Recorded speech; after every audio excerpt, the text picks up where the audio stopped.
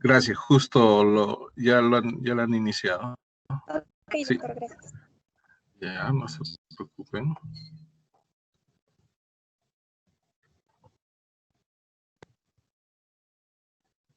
Sí. Bien, entonces les iba diciendo de que cuando uno escucha la palabra filosofía, en primer lugar comienza a creer de que se trata de algo que no tiene relación con nada de las actividades que realizamos académicamente y fuera de la academia. Sin embargo, nosotros vamos a poder ver de que siempre, en algún momento, nosotros hemos hecho uso de la reflexión profunda. Siempre hemos tratado de encontrar respuestas a algún tipo de preguntas o situaciones que satisfagan a esas situaciones. Y cuando nosotros tratamos de responder a aquellas preguntas que de por sí tienen la característica muy similares, estamos tratando de encontrar respuestas también muy similares y que en filosofía se conocen con el nombre de respuestas fundamentales. ¿Ya? Entonces, la filosofía es esta actividad, como vamos a ver, que tiene que ver con el hecho de encontrar respuestas fundamentales a preguntas fundamentales. ¿Okay? Entonces,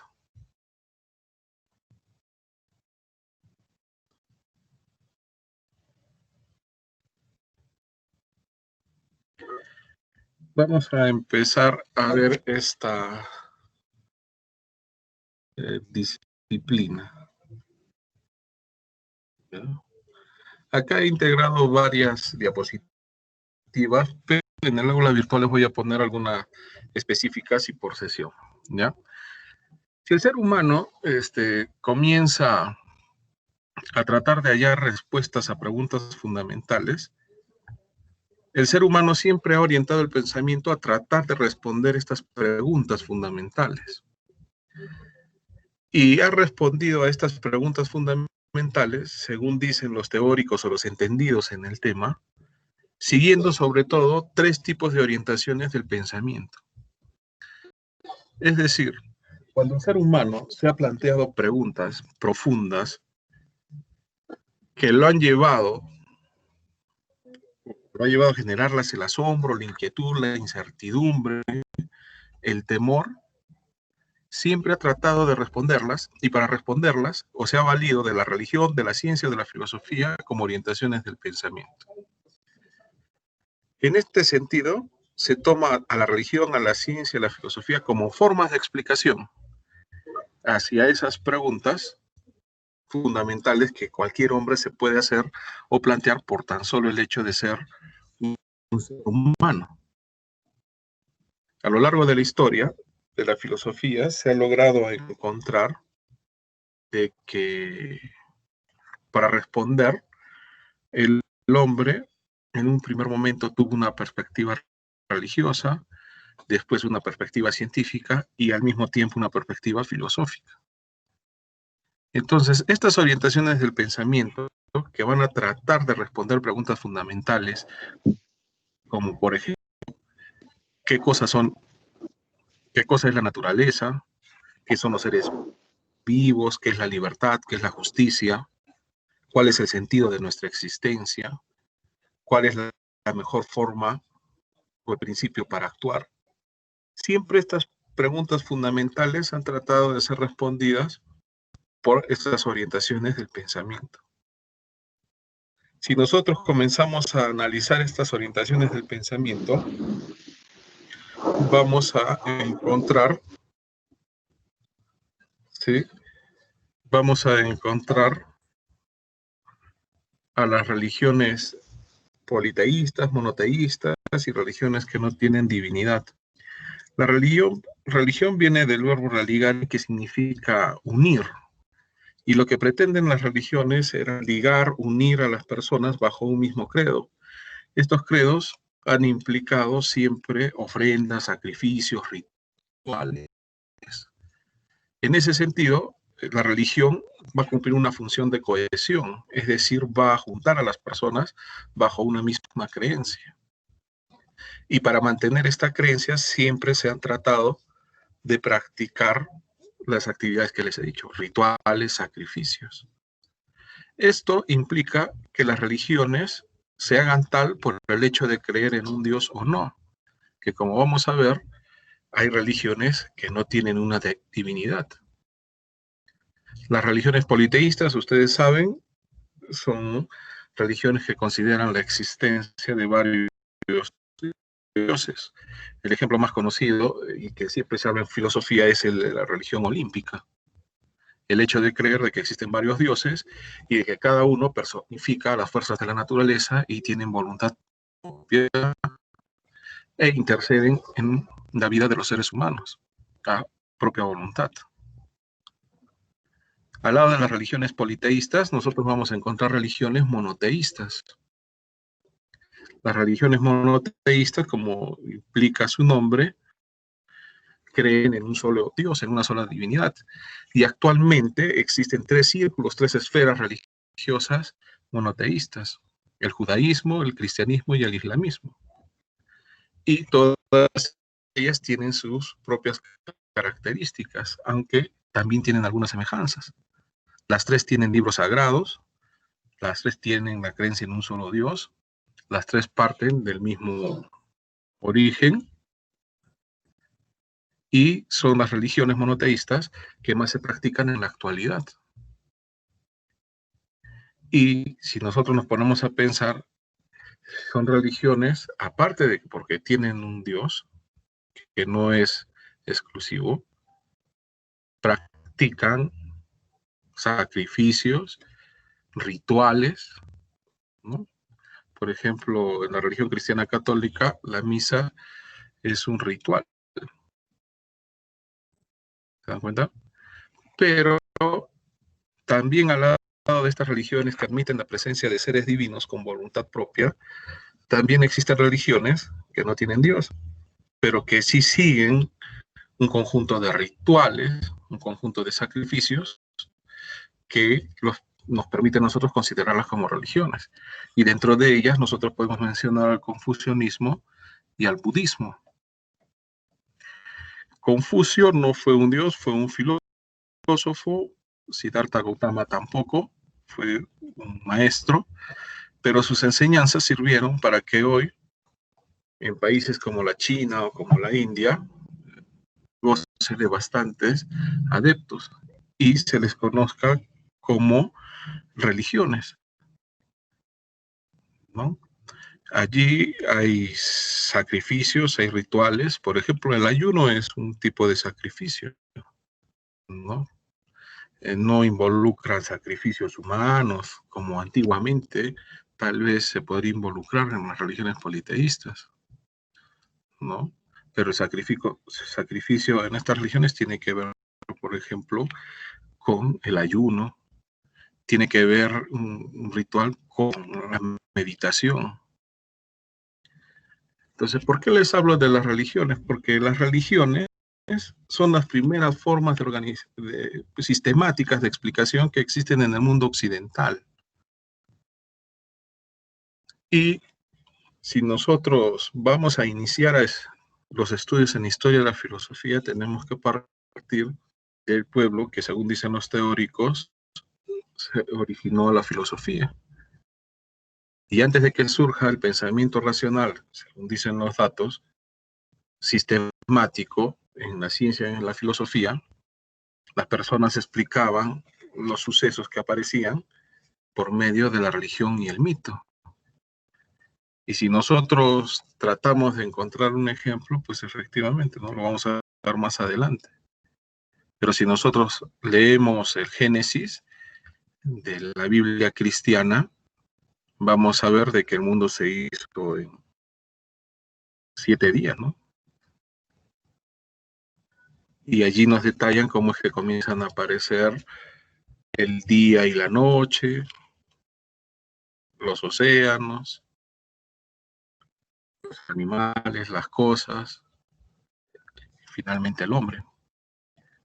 Entonces, ese era el poder de explicación que antiguamente tenían los mitos, ¿no? Si nosotros consideramos la teogonía de Hesiodo, allí hay una explicación mitológica sobre el origen del universo, ¿no? En un principio existían los titanes, Urano se echa sobre Gea y produce lluvia, Urano al cielo, Gea a la tierra, y la lluvia germina en Gea para dar origen a todos los seres que ahora existen, ¿no? Entonces, por eso hablamos de las religiones en tanto explicaciones de aquellas preguntas fundamentales que la orientación del pensamiento que hoy conocemos como filosofía genera. Claro que hoy las intenciones de la filosofía van por otro camino. Por ejemplo, en el derecho, lo que le interesa saber a la filosofía del derecho es conocer o saber propiamente qué cosa es la legalidad, ¿no? El principio de legalidad. ¿Cuál es su sustento? ¿Cuál es su base? Pero de eso vamos a llegar a hablar posteriormente en otras sesiones. Como esta es la primera clase, tenemos que partir de cómo es que se origina este pensamiento que se llama filosófico. Entonces, en un primer acercamiento les he dicho de que la filosofía trata de encontrar respuestas fundamentales a preguntas fundamentales. Estas preguntas fundamentales se las genera cualquier ser humano. Platón, Aristóteles decía de que por el asombro, el hombre,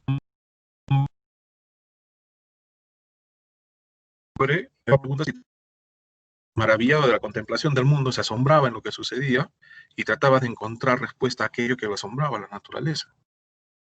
Pero filósofos como Karl Jasper, por ejemplo, dice de que el hombre comienza a filosofar por temor, porque se enfrenta a situaciones límites, se enfrenta constantemente a la muerte. Y eso es lo que hace que el hombre trate de encontrar respuestas al porqué de la muerte de repente. Para Descartes, la filosofía comienza por la duda que nos genera todo lo que estamos viviendo. El hecho de poder dudar es propio a la filosofía. Entonces la duda nos va a llevar a nosotros a tratar de encontrar verdades que sean indubitables. Descartes sistematiza esto y se convierte en el método de la duda metódica, ¿no? Entonces, el primer acercamiento que tenemos a la filosofía es aquella que la da como la buscadora de respuestas fundamentales hacia preguntas fundamentales sobre la naturaleza, sobre la libertad, sobre el hombre, sobre la sociedad, sobre el sentido de nuestra vida, sobre la muerte, sobre el principio de justicia. Y en esa búsqueda de respuestas, según la historia, el hombre orientado por su propia capacidad que tiene de generar preguntas difíciles.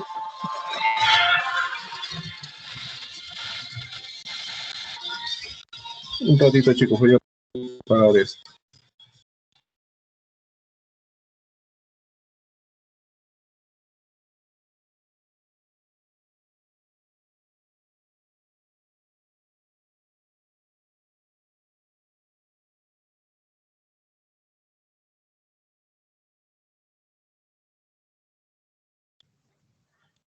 Bien, disculpen.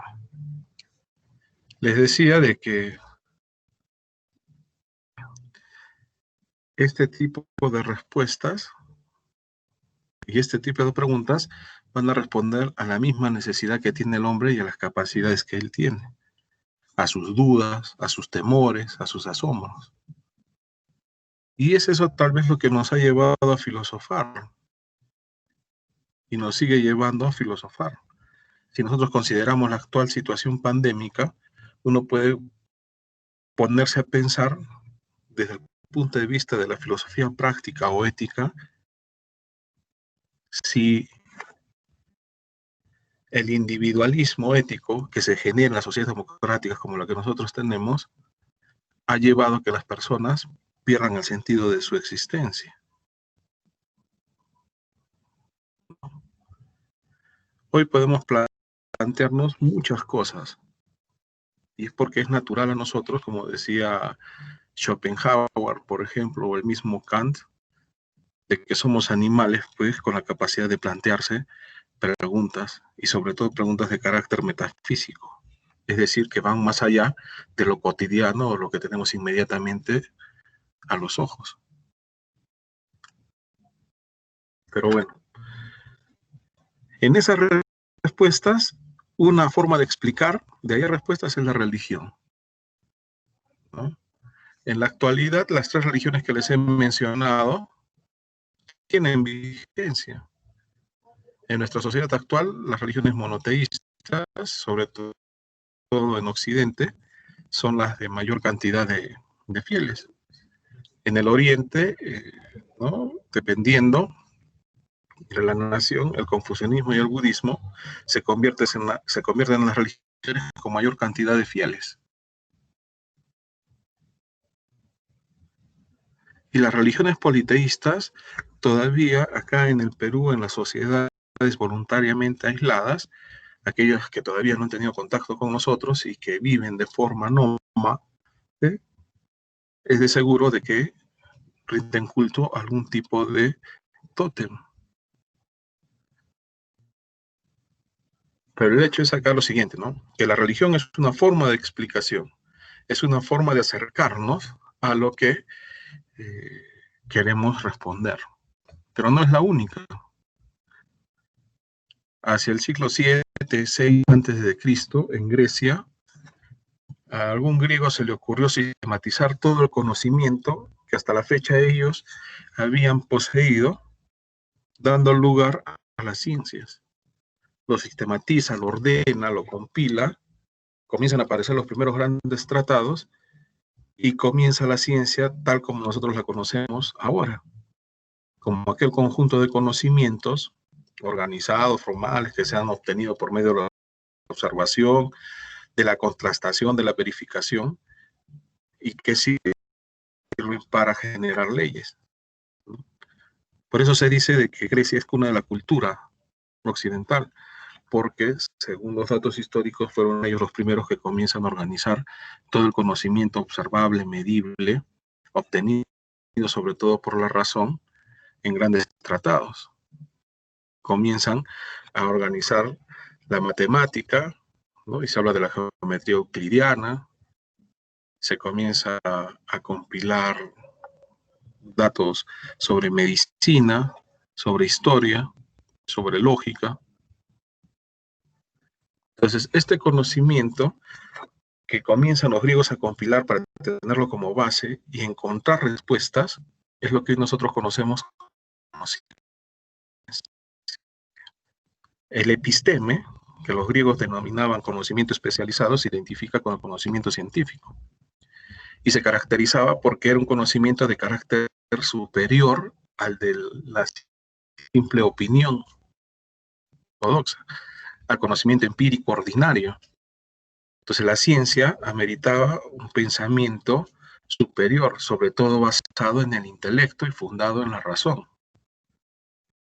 La razón para los griegos estaba relacionada al recto decir, es decir, a lo que se decía de algo que estaba presente en la naturaleza, ¿no? Esa era su razón. Entonces, los griegos comienzan a tener ese concepto de búsqueda de la verdad, porque identifican razón con el medio para alcanzar la verdad. ¿Sí? ¿Qué cosa era la verdad? Aquello que está simplemente nosotros, sino que por medio de un ejercicio de carácter intelectual sobre todo, nosotros podemos alcanzar y conocer, ¿no? Entonces, esa ciencia, así la damos hoy, y podemos hablar de algunas clasificaciones entre de ciencias formales y ciencias factuales. Las ciencias formales son la lógica y la matemática, tienen sus propias características, son 100% racionales, son deductivas, sus objetos son ideales, pero también podemos hablar de ciencias factuales como las ciencias sociales y las ciencias naturales. Las ciencias naturales básicamente son tres: la física, la química y la biología, y las ciencias sociales son la política, la historia, ¿no? Dentro de ellas, la historia dicen de que es la reina de las ciencias sociales. Esto en algún momento del surgimiento de la epistemología profesional fue algo a lo que se dedicaron, ¿no? Establecer cuáles eran las características del conocimiento científico para diferenciarlo de aquel conocimiento que no lo es. Y eso llevó hacia otras situaciones, como por ejemplo plantearse el problema de la definición de otras actividades del ser humano, como por ejemplo el derecho, ¿no? ¿Qué cosa es el derecho? Entonces, para algunos el derecho es una ciencia social, pero para otros el derecho es una tecnología. Y aunque los términos parezcan relacionados, desde el punto de vista epistemológico, desde el punto de vista filosófico, hay mucha distancia entre considerar a un saber científico y a un saber tecnológico. No por el hecho de ser diferentes sean menos válidos o que uno valga más que el otro, sino que dentro de su estructura como conocimientos implican otro tipo de intenciones, otro tipo de herramientas, otro tipo de fundamentos. Entonces había disputas e investigaciones que trataban de decir qué cosa es el derecho. ¿Es una ciencia social o es una tecnología social? ¿No?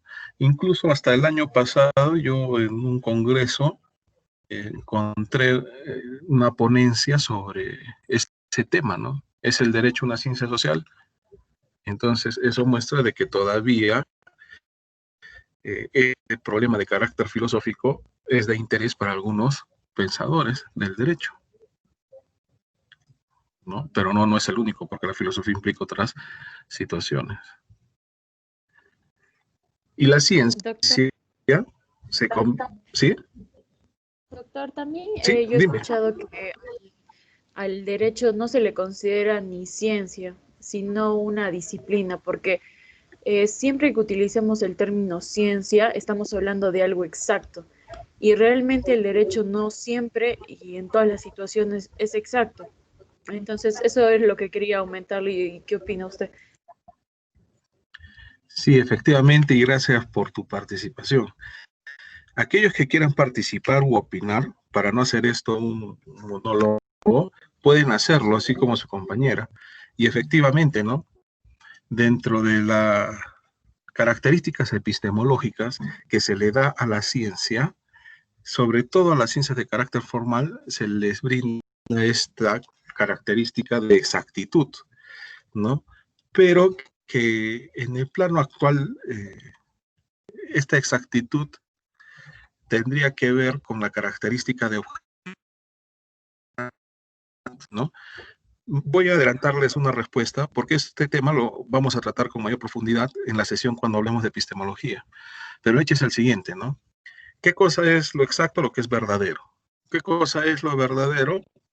Aquello que el hombre puede descubrir y decir, ¿no? Entonces, ¿qué es lo que, con qué nombre se conoce a la relación entre lo que se dice y lo que es?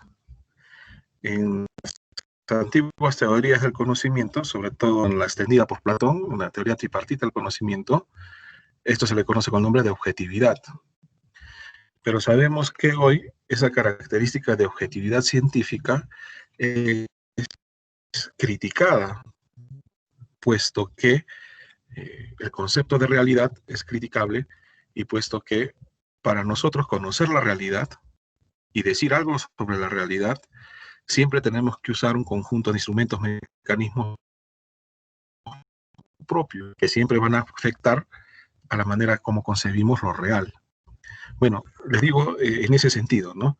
Pero a lo que dice su compañera, efectivamente, ¿no? Existe la característica epistemológica de sostener de que la ciencia es exacta sobre las de carácter formal. Las ciencias factuales no son exactas, pero tienen alto grado de probabilidad de que sean exactas. Bueno, por decirlo de alguna manera. El hecho es de que no lo son.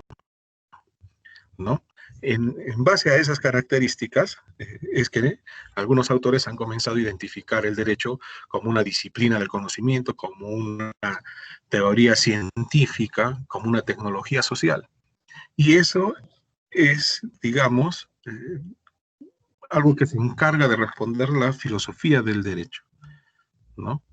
Entonces, su compañera tiene razón y ha dado muestra de que no existe una idea acabada, completa, a la que nos apeguemos todos para decir el derecho es esto, ¿no? Yo he escuchado también a algunos autores decir de que aparte de ser un conocimiento, también es un arte, ¿no? Es un arte en cuanto el uso, por ejemplo, de la defensa de los derechos no se agota a un conocimiento sistemático, sino al uso y reconocimiento, ¿no? de estos principios. Entonces, quien sabe utilizar ese arte es el abogado. Entonces, aparte de ser ciencia según la postura, también es un arte. Pero sobre estas situaciones vamos a hablar en su momento, ¿no? ¿Alguien más tiene alguna opinión?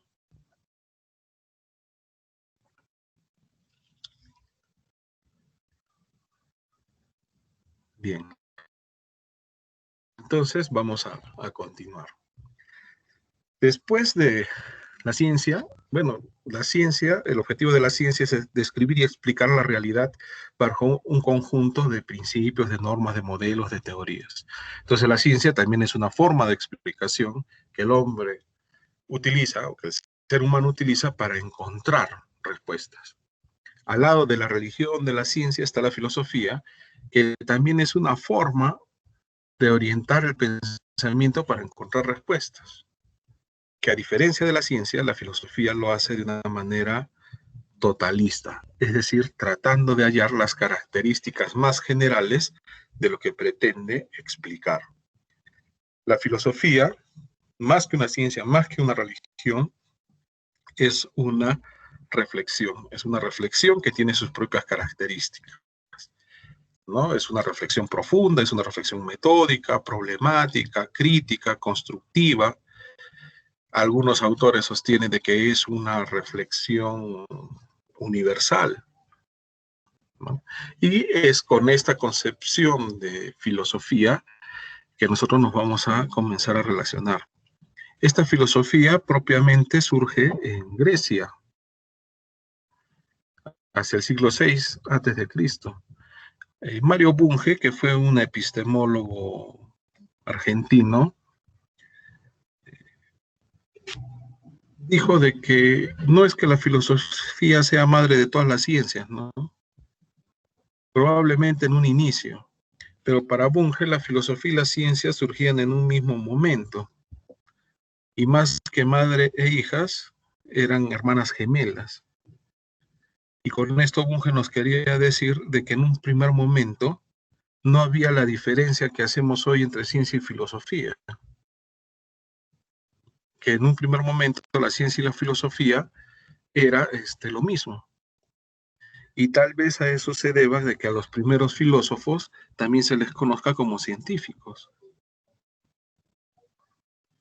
Esta filosofía académica después comienza a madurar y hoy la tenemos integrada por un conjunto de disciplinas históricas, metodológicas, disciplinas esenciales o filosofías especiales. Son las disciplinas que permiten que la filosofía o el pensamiento filosófico discurra para tratar de hallar respuestas a aquello que se considera fundamental, ¿no? Entonces, hasta acá podemos ver lo siguiente. La filosofía es una orientación del pensamiento que trata de responder preguntas fundamentales a través de un conjunto de características como la profundidad, la criticidad, la constructividad, al igual que lo hacen la ciencia y la religión, pero cada una bajo sus propias pautas. Ahora,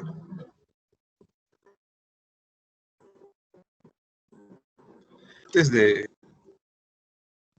seguir hablando, yo quiero que ustedes observen la imagen, ¿no?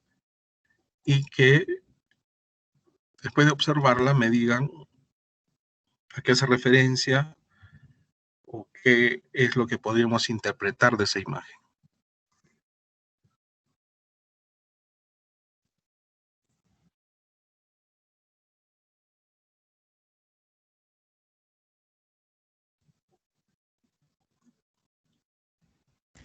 Doctor, Sí, dime, eh, Daniela. bueno, yo lo que puedo interpretar de esta imagen es que considero que hay una lucha, sí, una lucha, una pugna entre el ser humano y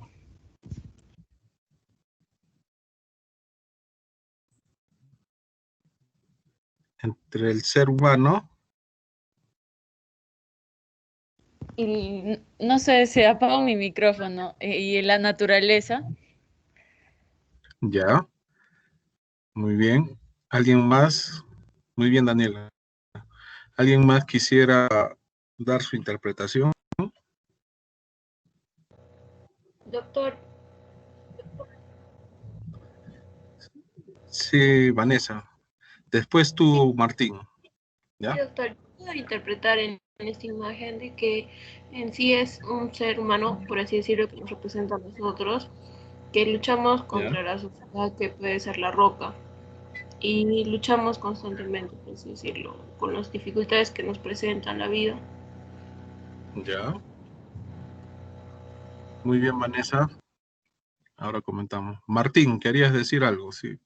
Sí, doctor.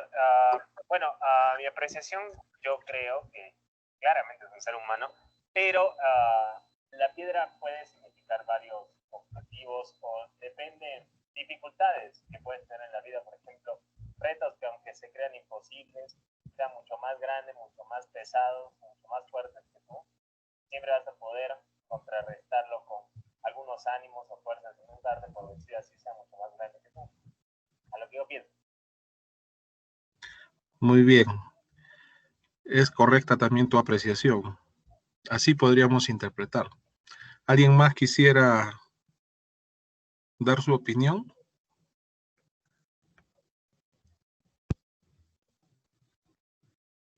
Bien. Efectivamente, como han dicho sus compañeros, nosotros podemos interpretar la figura que nosotros estamos viendo como aquellos problemas que nosotros cargamos en nuestra vida inmediata, ¿no? Nuestra vida privada podría ser. Es el enfrentamiento, como dijo su compañera hace un momento, también entre el hombre y la naturaleza, entre el hombre y sus problemas. Es una especie de figura que nos muestra la fortaleza que tiene el hombre. Y aunque ustedes no crean, estas cosas que nosotros vivimos ahora pareciese haberse vivido en tiempos antiguos. Y tal vez esta forma de percibir las cosas fueron utilizadas en algún sentido para dejar claras algunas cosas, ¿no? Como por ejemplo de que el hombre pues, puede ser aplastado por sus problemas si es que no es fuerte. Pero les voy a decir a qué hace referencia esta imagen. Yo les dije que la primera forma de explicación de que el ser humano genera de una manera sistematizada se conoce con el nombre de mito, que se viabiliza en lo que son las religiones. La religión olímpica griega se vuelve religión porque admite un conjunto de mitos que le van a permitir explicar algún tipo de cosas, ¿no? Entonces, en la antigua sociedad griega, parece de que vivían en una sociedad tan caótica como la vivimos ahora, en donde el temor al fracaso, ¿sí?, era lo que los griegos trataban de evitar. Y es más, si es que alguien fracasaba y por algún motivo su vida se mostraba derruida, esto se se debía a la presencia de alguna voluntad ajena a la propia, a una voluntad divina. Entonces, la imagen que ustedes están mirando allí, para que entiendan cómo los griegos utilizaban los mitos para explicar cosas, hace referencia a Sísifo. Sísifo era un rey, un hombre que era muy hábil, ¿no? Y él se vanagloriaba de esa habilidad que tenía para salir siempre victorioso de las contiendas que había. Y como era hábil, siempre salía victorioso. Él una vez hizo una apuesta con alguno de sus conciudadanos de que él incluso era capaz de burlarse de los dioses, era capaz de timarlos. Y eligió al peor dios para hacerlo, a Hades, a Dios del inframundo, al dios de los muertos. Los griegos antiguos tenían claras o creían en dos cosas bien claras. Para los griegos el mundo no existió de la nada, sino que el mundo siempre ha estado presente. De eso los griegos no dudaban. El mundo siempre ha estado y se ha venido transformando, ha cambiado, pero siempre ha estado. Entonces nadie podría creer en el mundo antiguo de que el mundo se haya hecho de la nada. Y así como eso, también los griegos creían de que una vez que las personas mueren, descienden al inframundo y nunca más salen. ¿Ya? O sea, que el muerto, muerto está. No hay vuelta a la vida, no hay nada de eso, según los antiguos griegos. Entonces, este Sísifo, ¿no?, osó en engañar a Hades. ¿Y en qué consistía este engaño? En bajar al inframundo y salir nuevamente a la tierra, ¿no? Entonces, lo que planea Hades es lo siguiente. Habla con su esposa y le dice: mujer, tú tienes que hacer lo que te voy a pedir para que yo salga victorioso y gane esta apuesta que he hecho, que puedo salir del inframundo, ¿no?, como no lo ha hecho ningún hombre. Entonces, Sísifo le dice a su esposa de que lo apoye, pues, ¿no? Él va a bajar al inframundo, pero él sí va a regresar, no como creían los griegos que todos se quedaron, ¿no?, que él iba a regresar. Entonces le dice a su esposa: mira, yo voy a descender al inframundo y voy a volver, pero para eso necesito que me apoyes. Tal vez cuando yo esté en el inframundo, tú estés acá, venga alguien, un extranjero, ¿por qué estás triste? Tienes que estar triste, acongojada, llorosa. Y tú le dirás que extrañas a tu esposo, que ha muerto y no has tenido tiempo para despedirte de él. No tienes que mostrarte acongojada, realmente triste, le dice Sísifo a su esposa. Entonces su esposa agarra y le dice: ya, si que viene un extranjero, alguien que nunca he visto, y me pregunta por qué estoy así, le voy a decir lo que tú me dices. Y efectivamente, pues Sísifo muere y baja al inframundo con la intención de engañar a Hades y poder salir del inframundo. Así es de que desde que llega está triste, melancólico, lloroso en apariencia. Tal era esa tristeza de que llama la atención de Hades. Va a Hades y le pregunta a Sísifo: ¿por qué estás triste? Es que he muerto tan súbitamente que no he podido despedirme de mi esposa. Y sé que ella debe de estar sufriendo. Y ese sufrimiento también me hace sufrir a mí. Así es de que a eso se debe mi tristeza. Pero yo sé que tú puedes hacer algo, le dice Hades. Yo sé que tú puedes permitir que salga por un momento al mundo de los vivos para despedirme de mi esposa por última vez. Y una vez que me despida, yo vuelvo al inframundo. Entonces Hades, que era un dios precavido, ingenuo también, antes de aceptar la propuesta de Sísifo, manda a uno de sus servidores al mundo de los vivos a averiguar si lo que le decía Sísifo era verdad, de que su esposa andaba sufriendo por la muerte que él había tenido. Y efectivamente, cuando este mensajero encuentra a la esposa de Sísifo, cuando la encuentra le pregunta que por qué estaba así. Y la esposa de Sísifo la responde tal como Sísifo le pidió. Que diga que estaba triste porque había muerto su esposo y que lo extrañaba y que no había tenido oportunidad de despedirse. Entonces el mensajero, convencido de lo que le dijo la mujer, regresa donde Hades y le dice, sí, es verdad, la mujer está sufriendo. Llama a Sísifo y le dice, Sísifo, ¿sí?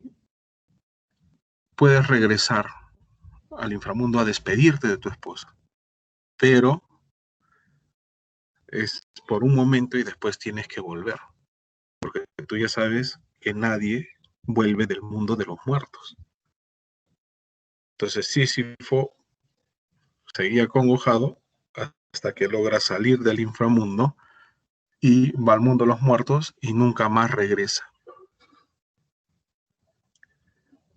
Molesto Hades de lo que había hecho Sísifo, va donde Zeus y Zeus lo castiga.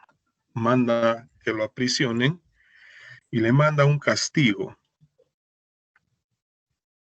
para que no vuelva a osar engañar o timar a los dioses. Porque la idea de los griegos en esa época era que efectivamente los dioses se involucraban en nuestras vidas y que nuestra propia condición de ser humano no nos permitía hacer nada contra los designios de aquellos dioses. Entonces, como los griegos querían explicar que esta situación se daba realmente,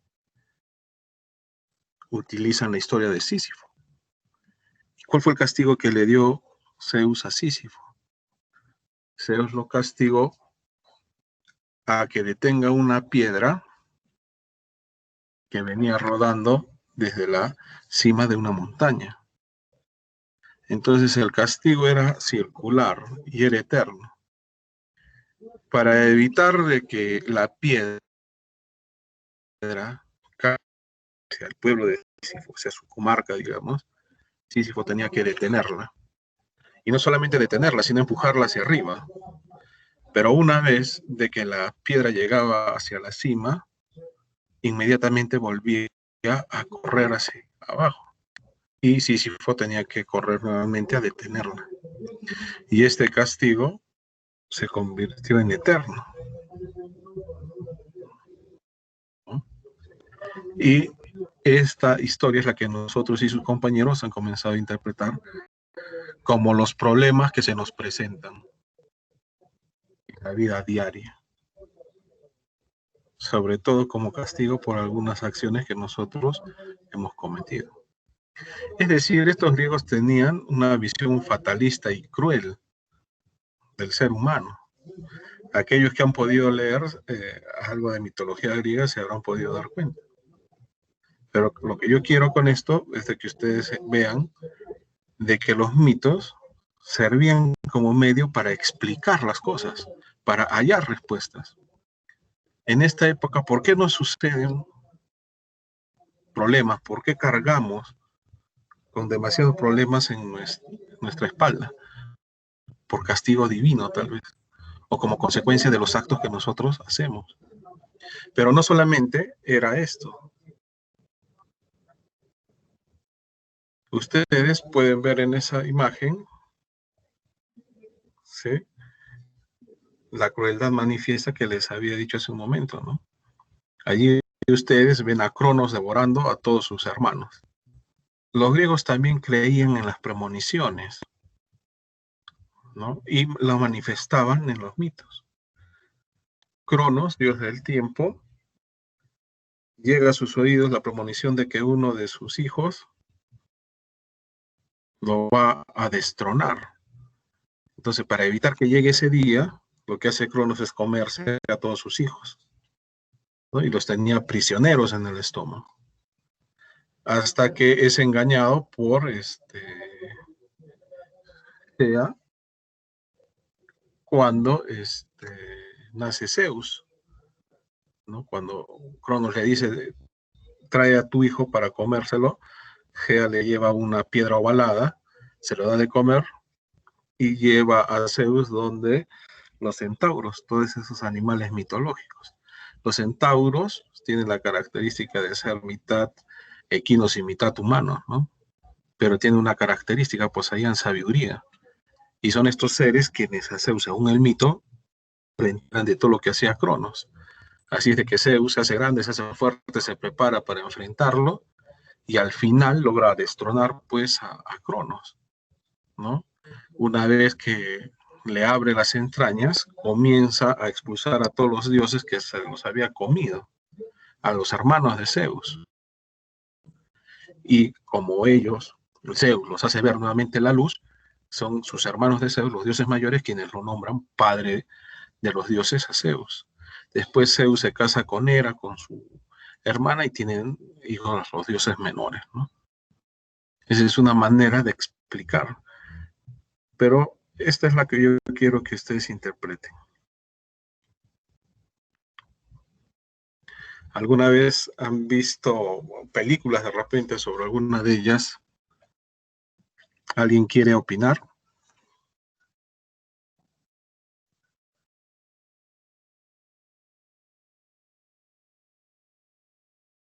Miren o interpreten, a ver qué es lo que miran, a qué podría hacer referencia.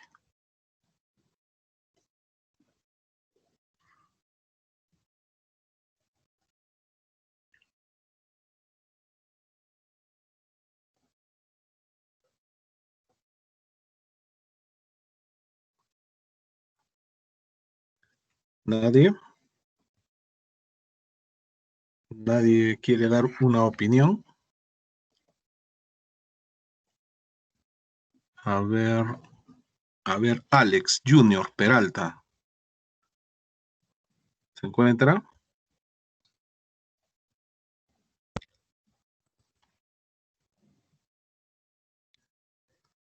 No está. A ver.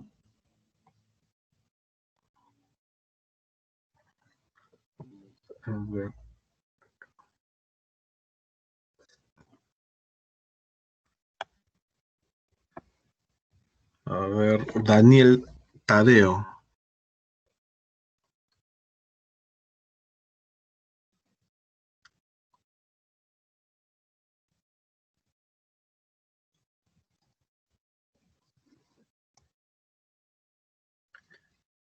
Bien, voy a terminar de explicar esto y a ver si me entienden. En la primera figura, en la de izquierda, ustedes pueden observar nuevamente a Hades robando a Persefone, ¿ya? Yo les he dicho, los griegos utilizaban mitos para explicar su vida inmediata, la naturaleza, sus relaciones de esa época. Por eso el mito se convierte en una forma de explicación. Hoy el mito es una narración fantasiosa, ¿no? Pero en la antigüedad tenía carácter explicativo. Es decir, aparte de explicar cómo es que sucedieron las cosas, este conocimiento se iba ¿no? dando de generación en generación, se iba transmitiendo. Entonces, en la primera figura ustedes tienen al retrato de Hades con Pérsefone. ¿Qué es lo que dice este mito? Para explicar un aspecto de la realidad.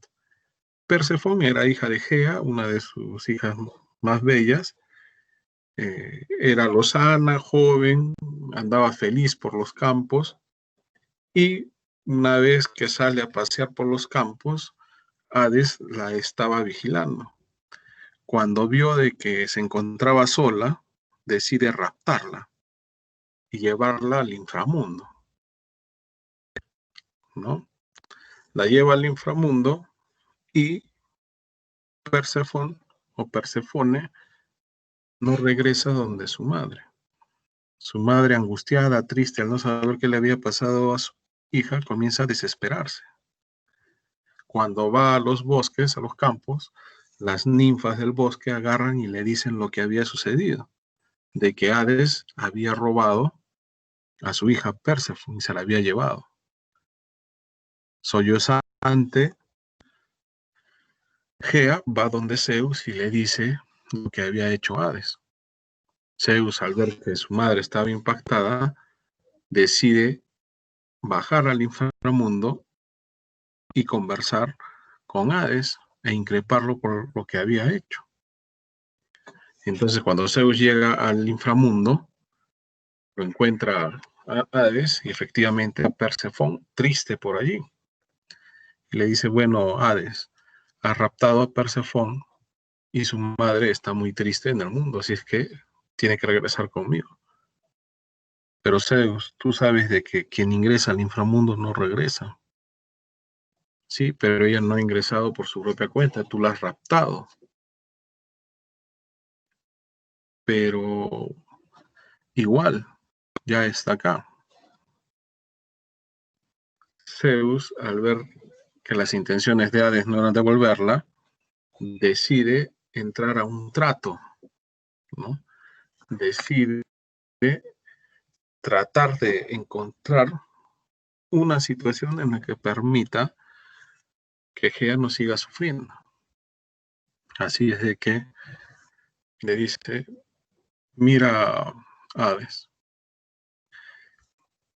tiene que llegar Persefón conmigo.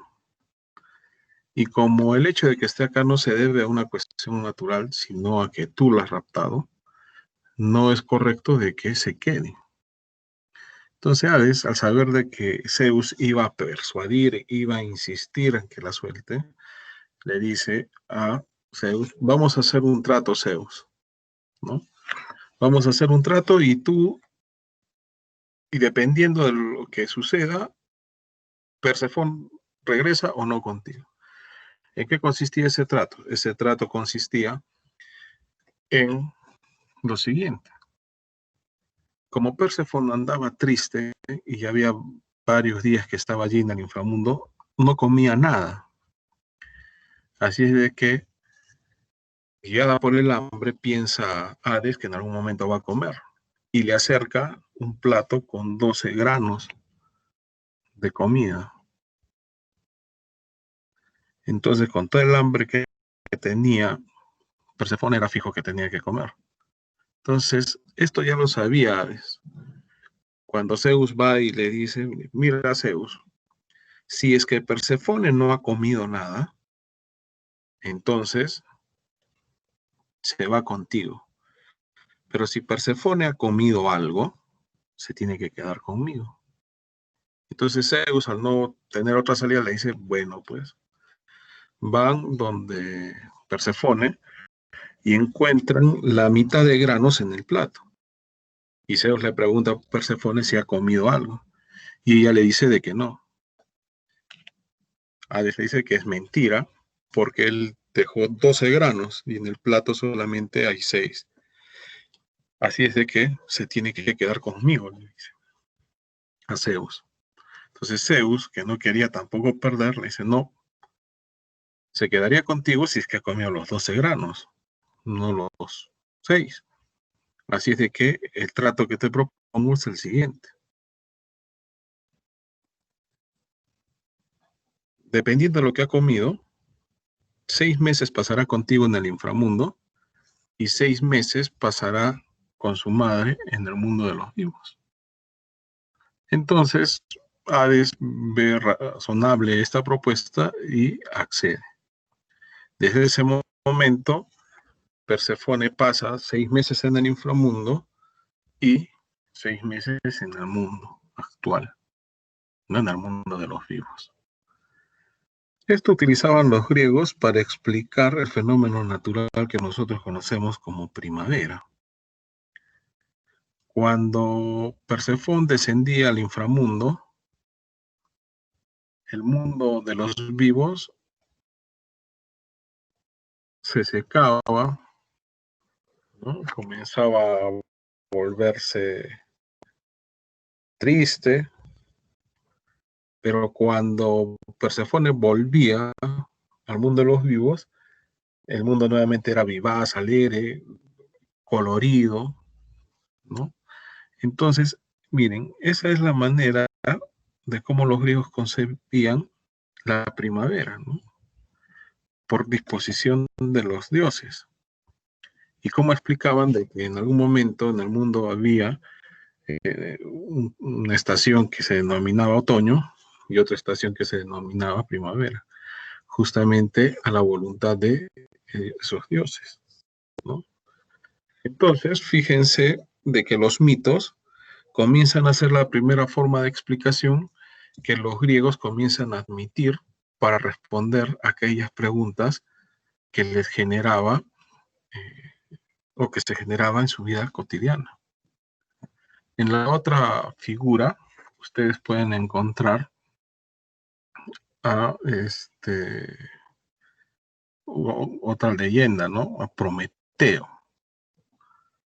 Prometeo es castigado porque osó en robar el fuego y dárselo a los hombres, y por haber hecho eso, Zeus lo castiga a algo cruel, ¿no?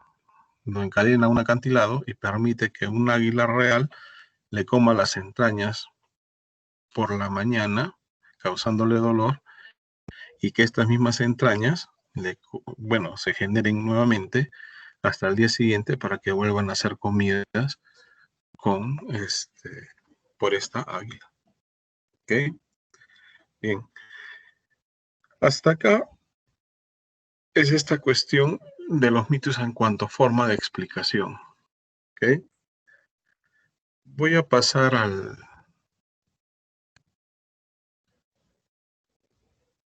Blackboard para tomarles lista. Y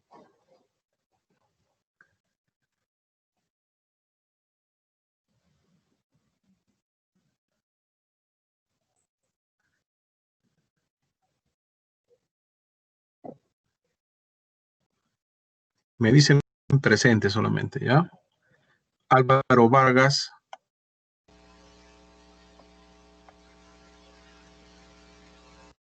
Álvaro.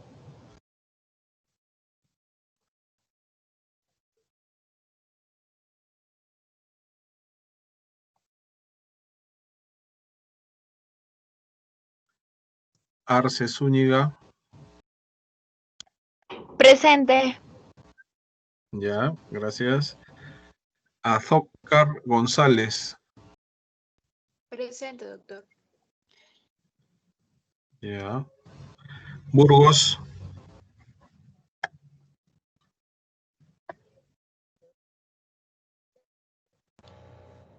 Presente, doctor.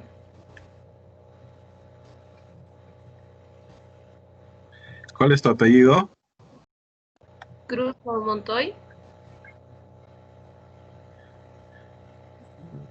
Ya, todavía no te he llamado. Ya. Burgos Torres. Calla Valencia. Presente. Ya. Tadeo lo llamé, no estaba, ¿no? Alison Chacnama. Presente, doctor. Ya. Characham. Presente, doctor. Gracias. Cruz Mormón. Presente, doctor. Gracias. Cusihuamán Ortiz.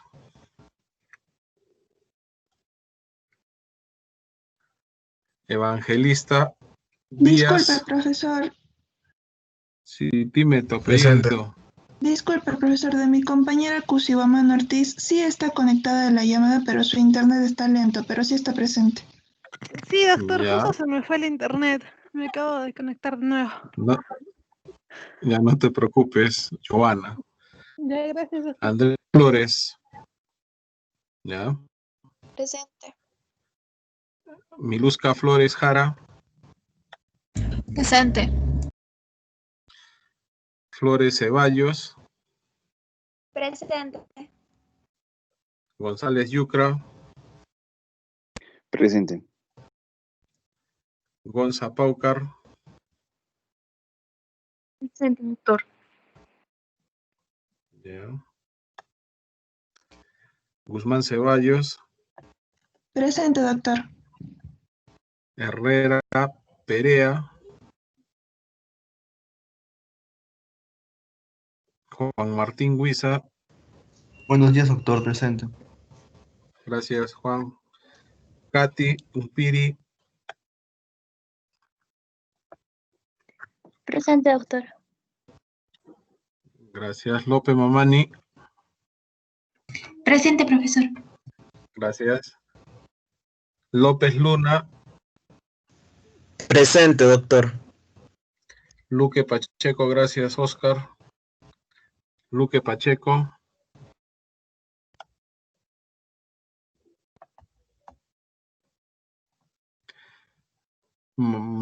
Madariaga Sandoval.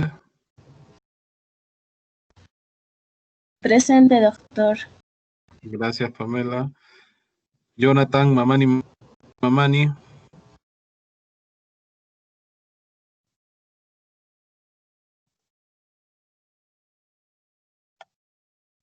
Mamani Quispe Daniel. Presente, doctor. Gracias, Daniel. Daniela Fernanda Medina. Presente, doctor. Gracias. Miranda Cáceres. Presente, doctor. Gracias. Andrea Noa. Presente, doctor. Gracias. Peñalosa Paredes. Presente. Gracias. Peralta Visa. Presente. Gracias. Fernando Álvaro Pilco. Presente, doctor. Gracias. Plácido Quispe Puma. Presente, doctor. Gracias. Quispe Ururi.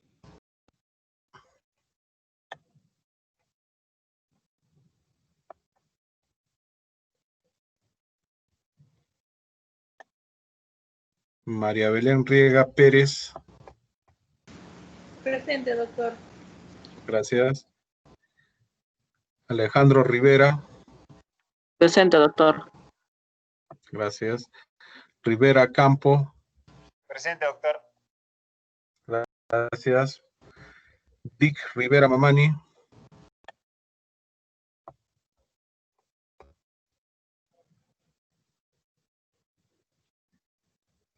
Dick Rivera.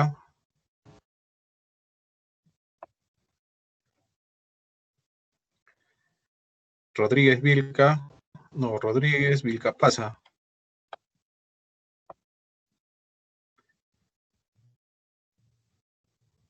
Piero André Rojas Aguiluz. Presente, doctor. Gracias. Roque Ramo Magali. Presente, doctor. Gracias. Vargas Coaquira. Presente, doctor. Gracias. Shakespeare Casaperalta. Emma. Presente. Gracias. Yanela Sanabria. Presente, doctor. Ya. Daniela Zúñiga. Presente, doctor. Bien. ¿Alguien que no haya llamado? Doctor, Sí, dime. Una consulta. ¿Ha hecho Rivera Campo y Martín Rivera o me ha parecido? A ver. Rivera Campo. Sí, sí, sí. A ver. Sí, está Rivera Campo. Listo. Martín. Muchas gracias. Sí. Sí, Gracias. ya. Bien. Disculpe, doctor. ¿Llamó Álvaro Vargas? A ver.